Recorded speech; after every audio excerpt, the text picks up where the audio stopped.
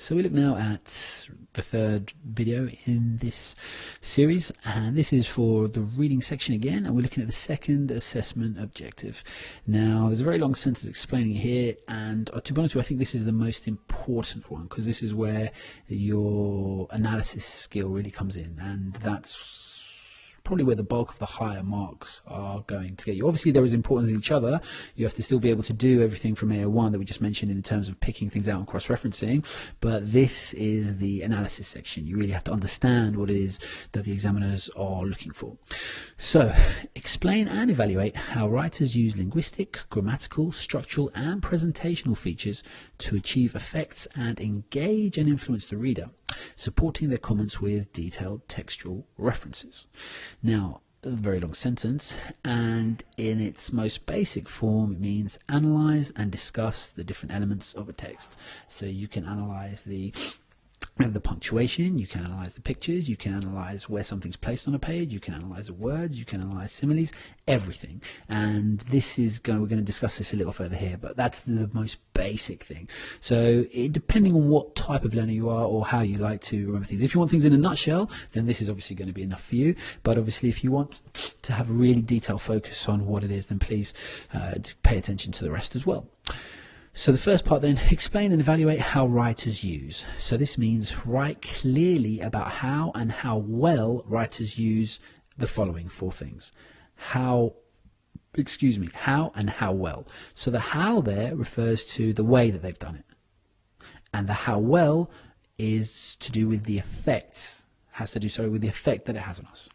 Now I've actually put a really silly capsed word here, put it in uppercase simply because I want you to remember that you are writing in this. And that sounds really stupid because obviously you know you're going to write an exam. But one of the biggest differences between a D grade student and a C grade student, I find, is not necessarily their ability in understanding the material, but there's a block in writing it. So they'll be able to discuss with exactly the same verb and exactly the same passion, exactly the same level of understanding, but then a C grade student more naturally knows that there's a difference between speaking and writing. So take for example just these tutorial videos that I do with you. I would never write a tutorial video in the same way that I speak them, just because it would be really poor on a page and the ideas wouldn't be as focused. While you're listening though, you can just follow a different rhythm and it's a lot easier. But for writing, you have to be a lot more concise, a lot more to the point. And that's what the first thing I'd actually ask you to bear in mind is make sure that you know that you're writing. You're not just thinking about something and getting those thoughts on page. You're not just jotting down a few thoughts. You're actually trying to write a response to an answer. Sounds silly, I know, but I know for some of you this will be the first time that you've heard that concept. Now you're trying to write, not just get your thoughts on a page. So how well the writers use the following. Now these four areas, they should all actually have the word features after there, but I didn't repeat them at first because they weren't from the obviously in the AO itself, but I'll add them now so that when you look at this again on Facebook, or if you're just going to look at it here, it will make more sense. So you want to evaluate how well they use linguistic features. Now for our purposes here, I don't want to get into any discussions with linguist professors, because obviously I know that this is not an utterly correct definition of the term linguistic features, but for GCSE purposes hopefully it will be sufficient. So linguistic features for our purposes is focus us. Okay, so what are they using to focus us? So it could be focusing us on words or on scenes or on sounds or on ideas. So anything that you use to help us focus or direct us or move us along in a strong way. So it could be the repetition, it could be the tone that they're using, it could be specific words, it could be the use of similes or onomatopoeia, etc, etc, etc. So anything that kind of builds our focus and then just keeps us engaged. Secondly, how well and how do they use grammatical features? Grammatical features, for example, are use of tense, use of punctuation, and the use of first, second, or third person, etc., etc. These are the kind of things that we think about when we're looking at grammatical features. So what you should be gathering straight away is that whenever you, and we'll come to exactly when you're going to be using these in one of the later videos in this series, but these are the kind of things, if you want to start making lists or obviously adding to your class notes, etc., these are the things that you need to be able to pick out, and they're all different. Okay, so the skill in analysis here is all different.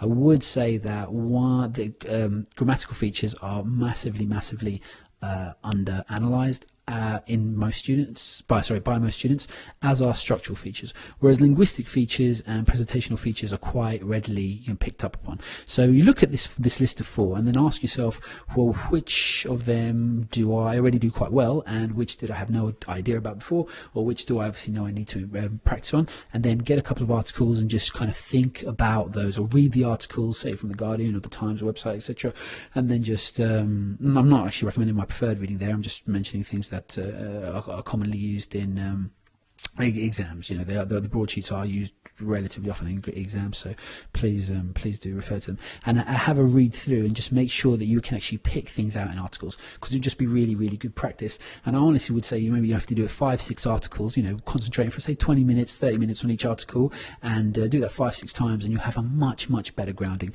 Just make a few notes as well, you know, what was the use of time to tense, what did it do, and that's the key thing when you're looking at any of these.